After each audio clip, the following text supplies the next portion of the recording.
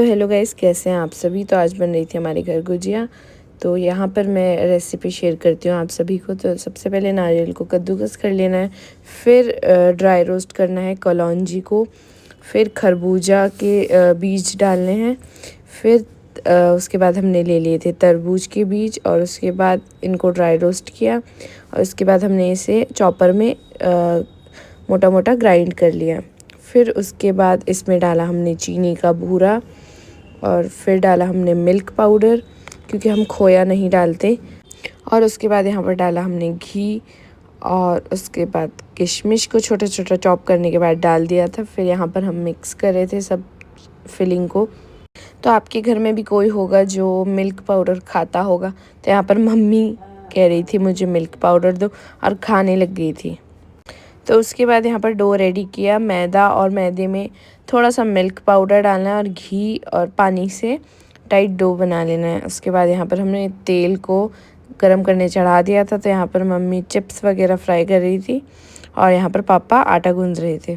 तो उसके बाद थोड़ी देर बाद मैंने भी चिप्स तले और बैठ चुके थे हम, क्योंकि तेल भी गर्म हो चुका था।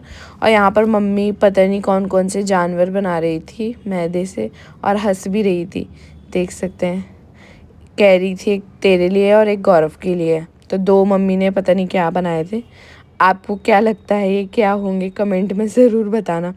तो उसके बाद यहाँ पर लग गए थे पापा बेलने में। तो जो रोटी हमने बेली हुई थी वो हमने रखी सांचे के ऊपर और उसमें भरी फिलिंग और साइड से पानी लगा के लॉक कर दिया था।